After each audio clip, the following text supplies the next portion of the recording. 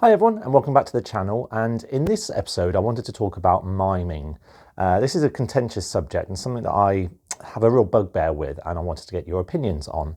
So miming, for those that you probably do know, but if you don't know, is the act of pretending to play or sing your instrument to a backing track. So your voice or your instrument will be playing and you'll be just pretending to play. And it's a common thing that happens. Particularly on sort of pre-recorded shows where you don't have access to lots of equipment, you want to present your music, sort of things like Top of the Pops. You might want to just sort of have your record playing and then just be there to show it off. And in some respects that's kind of okay, isn't it? Because you're really just publicizing your music and you're just showcasing it, and you're showcasing what it sounds like when you buy the record. But it's a little bit different than when you go on stage in front of a paying audience and then you play back what is on your record and you don't actually play anything at all. And there are artists that do it. There are quite a lot of pop stars of the kind of, I suppose, the younger, newer generation who perhaps don't fully mime, but they certainly have a lot more backup support in terms of their voices. So they're never actually singing entirely on their own. They've got, they're multi-layered in terms of their voices. So it's like little stabilizers, isn't it, on a bike? And then you've got sort of real, stalwarts who go out there and they might be in their 70s or 80s, but they still sing live or they still play live. And even if their voices have deteriorated a little bit, they still go out there and put on a great show.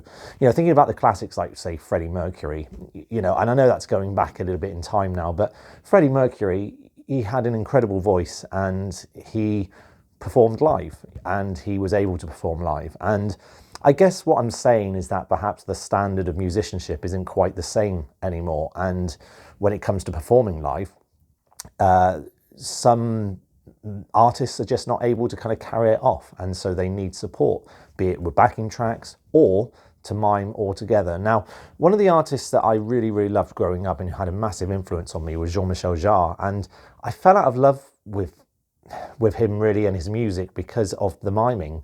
And there would be lots of debates about his miming, with many people saying, well, it's very complicated to play that type of music live and things like that. And I appreciate that there is a lot of layering that happens in his kind of electronic music, but often most of his music is quite simple to play, very simple melodies that could easily be done live, but aren't.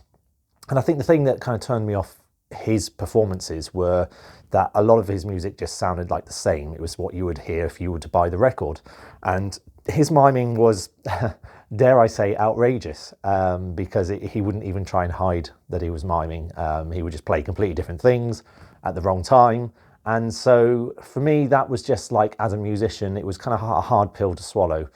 And a lot of artists do it. A lot of artists go out there and they will just mime. And I think either their audiences know and they don't really mind and they don't care because they're there for the atmosphere and to hear the music, or there's people out there that perhaps don't realize that miming is happening.